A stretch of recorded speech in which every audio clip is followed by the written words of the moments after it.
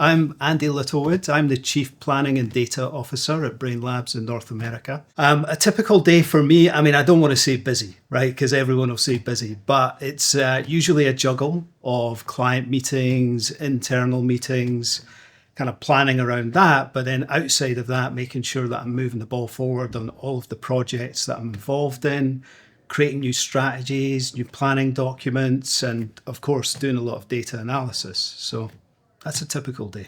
We're seeing lots of big shifts right now. And I could definitely talk about AI, but I think almost everyone will talk about AI. So what I'm really going to focus on is the thing I'm seeing is a real surge in interest in experimentation. And I find that really delightful, right? I see that more and more people want to learn through their advertising and marketing. And there's a real surge in people talking about it, a lot of topic and subject matter coming out to the market. So all in all, I enjoy that shift, right? I think it's a very positive one. I think it's also great that Brainlabs is already very developed in that area. You know, we already have great platforms and tools to help us with testing and to think about testing and experimentation and incrementality. So it's good that we're leading in that area. One of the biggest shifts I'm seeing right now is a real surge in interest in experimentation. You know, I could definitely talk about AI as one of the big shifts, but I think specifically to data, strategy, planning, it's really interesting to see that more and more people are fascinated now with finding out what works, experimenting and testing their way into that, understanding incrementality. You know, I see more and more content coming out in this area, more and more case studies, examples of results. I think that's fantastic, not just because it's super interesting and I think that's what marketers should be doing, but also because this is a core capability for Brainlabs and we have incredible tools and platforms that really help us in this area. And I think that we're real leaders in this field. And that's a big shift that I'm seeing right now. I think, honestly, the most exciting trend in media and advertising right now is media fragmentation.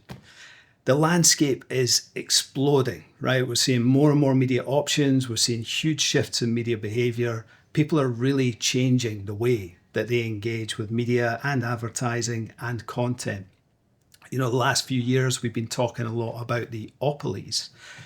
And now that's beginning to change, right? We're seeing the erosion of Google and Meta and Amazon even as dominant platforms and a lot more a further tail of platforms emerging and really broadening that landscape. And I think that's exciting for marketers to really understand that there are more options out there and different ways to reach and engage their audiences. I mean, skills and hobbies, I think, are essential to helping you be good at your job, right? And I would pick on one for myself. I like mountain biking, right? I find that to be a great way to be out in nature, to get exercise, but to really help me also think more clearly, right? That time in amongst the trees, in amongst the leaves and everything else allows me to think about everything, be that what's going on in my life or important work decisions. I think also as I often fly fairly fast downhill, it teaches me very fast decision making. And I think that's very important because if you get that wrong, there are obviously bad consequences. So I think that's important in the work environment that you can make good decisions in a short space of time. And what advice would I give my younger self?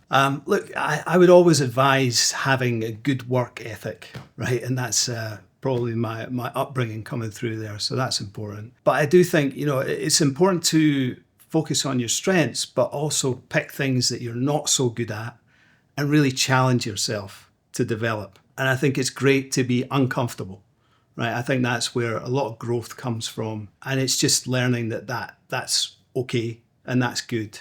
And you should do that. And it's fine to do that. So that would be the core advice I would give my younger self.